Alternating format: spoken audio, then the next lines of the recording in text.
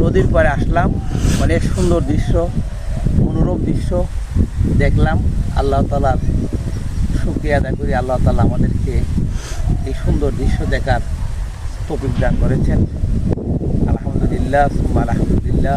সমস্ত প্রশংসা আল্লাহ তাআলার, যিনি আমাদেরকে এই পৃথিবীতে প্রেরণ করেছেন এবং প্রেরণ করেন না, আমাদেরকে ইসলামের আলোতে আলোকিত করতে, মুসলমানের ঘরে জন্ম দিয়েছে এবং আল্লাহ তাআলা আমাদেরকে কিছু দিনী কথা বলা এবং দিনী কথা শোনার তৌফিক দান করেছেন।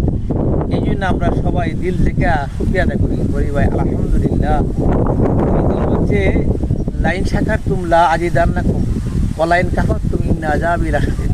যে বান্দা বান্দি আল্লাহ তাআলার নিয়ামত পাইয়া নিয়ামতের শুকরিয়া আদায় করে, আল্লাহ সুবহানাহু ওয়া তাআলা তার নিয়ামতকে বাড়ায় দেয়। আর যে বান্দা বান্দি এবং আল্লাহ তাআলার নিয়ামত পাইয়া নিয়ামতের না শুকরিয়া করে, আল্লাহ তাআলা তার নিয়ামতকে ছিনিয়ে এনে কঠিন আযাবে ফেলবেন। তাই ভাই বহুত বড় ধমক দিচ্ছে আল্লাহ তাআলা যে আমাদেরকে, মানুষ এবং জিনকে আল্লাহ তাআলা দুনিয়াতে বানাইছে, বলতেছে যে আমি মানুষ এবং জিনকে প্রেরণ করছি শুধুমাত্র আমার হুকুম পালন করার জন্য। আর সমস্ত মাখলুক সৃষ্টি করছে আল্লাহ তাআলা আমাদের প্রয়োজনে, আমাদের ব্যবহারের জন্য। এখন যদি ভাই আমরা যদি আল্লাহ তাআলার হুকুমের পাবন্দি না করি, আল্লাহ তাআলার হুকুম পালন না করি, তাহলে আল্লাহ তাআলা অবশ্যই আমাদের পালন করবে। আল্লাহ তাআলা বলতেছে তোমাদেরকে প্রেরণ করছি, কুনতুম খায়রা উম্মাতিন উখরিজাত লিন-নাসি তা'মুরু বিল মারুফ ওয়া তানহাউনা আনিল মুনকার ওয়া তু'মিনুনা বিল্লাহ। সূরা আল ইমরানের আয়াত বললাম যে আল্লাহ তাআলা বলতেছে মানুষকে প্রেরণ করা হয়েছে, আমাদেরকে প্রেরণ করেছে মানুষের কল্যাণের জন্য, আমাদেরকে প্রেরণ করছে, আমাদেরকে পাঠাইছে মানুষের কল্যাণের জন্য। আমরা সৎ কাজ আদেশ করব, অসৎ কাজে নিষেধ করব, আর আল্লাহ সুবহানাহু ওয়া তাআলার প্রতি পরিপূর্ণ বিশ্বাস রাখব। এখন আমরা তো সৎ কাজের আদেশ তো বলতে গেলে নাই, অসৎ কাজে নিষেধও নাই। এখন আপনি অসৎ কাজে নিষেধ করতে যাবেন, অসৎ লোকের সংখ্যা বেশি, তারা এসে আপনাকে কী করবে, পাকড়াও করবে।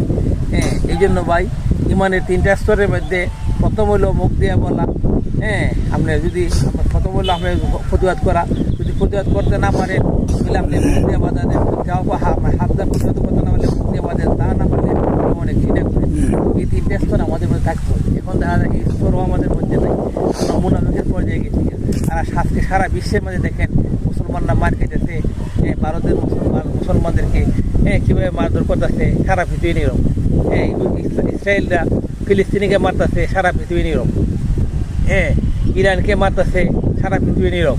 এইভাবে যে আমাদের প্রায় 23টা না কয়টা মসজিদ ভারতে ভেঙে ফেলেছে, কিন্তু আমরা পার্শ্ববর্তী দেশ আছে বা অনেক দেশ আছে, মুসলিম কান্ট্রি আছে, কোনো ধরনের কথা বলে না। এইগুলো তো ভাই মুনাফিকের লোক। এখন আমরা যদি প্রতিহত না করি, আমরা যদি একটু মুগ্ধ না বলি যে আমরা, তাহলে তো তারা অন্যায় বিচার করবে। এই জন্য বা আজকে কোনো পর্যায়ে হচ্ছে যেটা বলার মতো না। তো এই জন্য আমরা কী করতে হবে ভাই, আমাদের মানুষের কল্যাণের জন্য কাজ করতে হবে। মানুষের কল্যাণ কোনটা আর কোনটাও কল্যাণ, এটা আমাদের বুঝতে হবে। প্রথমত হলো একটা মানুষ যদি মানুষকে যদি আল্লাহ তাআলার হুকুমের উপর তুলতে পারেন, নবী মুহাম্মদ রাসূলুল্লাহর সুন্নতকে ধরতে পারেন, আর তাকে কী করতে পারেন, ইমান আমলের সাথে জড়াই দিতে পারেন, তাহলে তার কী হবে, সে জাহান্নাম থেকে বেঁচে যাবে। সে যখন ইমান আমলের সাথে চলবো সারা জীবন, এবং সে যখন জাহান্নাম থেকে বেঁচে যাব, বলে একটা মানুষকে জাহান্নাম থেকে বাঁচিয়ে দেওয়া সবচেয়ে বড় উপকার। এমনি আপনি দুনিয়াতে একজনকে 500 টাকা, 1000 টাকা, 10,000 টাকা দিলেন, 20,000 দিলেন, কিন্তু এর দ্বারা কি সাময়িক উপকার হবে। কিন্তু আমরা সবচেয়ে দামি কাজ হলো নবীরা এই কাজটা করছে। সমস্ত নবীরা 1,24,000 মতান্তরে 2,24,000 নব্বইকে আমরা আল্লাহ তাআলা বানাইছি। এই সমস্ত নবীরাই আল্লাহ তাআলা কি বানানোর কারণে কী করছে, তারা মানুষকে আল্লাহর দিকে আহ্বান করছে। ইয়া আইয়ুহান নাস কুলু লা ইলাহা ইল্লাল্লাহ তুফলিহুন। হে জগতের মানুষ, তোমরা বলো আল্লাহ থেকে হয়, আল্লাহ তাআলা সব কিছু করানোলা যান। আল্লাহ তাআলা আসমান বানাইছে, আসমান ছাড়া, জমিন বানাইছে, জমিন ছাড়া, অসংখ্য তো মাকলুক তৈরি করছে, কোনো ধরনের নকশা ছাড়া, কোনো ধরনের মানুষের সাহায্য ছাড়া, কোনো মাকলুকের সাহায্য ছাড়া আল্লাহ এমন বানানো আল্লাহ দেখেন। সুতরাং এই আল্লাহ তাআলার এই আল্লাহ তাআলার সাথে আমরা যদি আল্লাহ তাআলার সমকক্ষ কাউকে দাঁড় করাই, আমরা মাকলুককে ভয় করি, তাহলে তো আমাদের ইমান অবস্থা খারাপ হয়ে যাবে।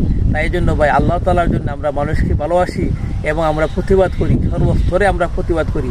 এই যে ভারতের 23টা মসজিদ ভাঙছে, এরপরে মুসলমানদেরকে অত্যাচার করতেছে, ইরানের মুসলমানদেরকে অত্যাচার করতেছে, ফিলিস্তিনি মুসলমানদের অত্যাচার করতেছে, গাজার লক্ষ লক্ষ মা বোনদের ইজ্জত নষ্ট করতেছে, মারতেছে, তাদেরকে হত্যা করতেছে। এই জন্য আমরা প্রতিবাদ করি।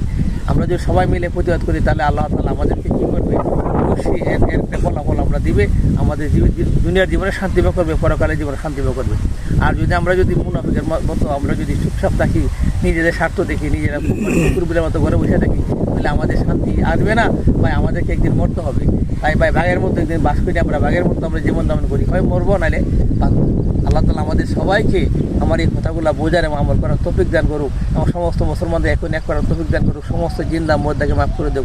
আসসালামু আলাইকুম ওয়া রাহমাতুল্লাহি ওয়া বারাকাতুহু।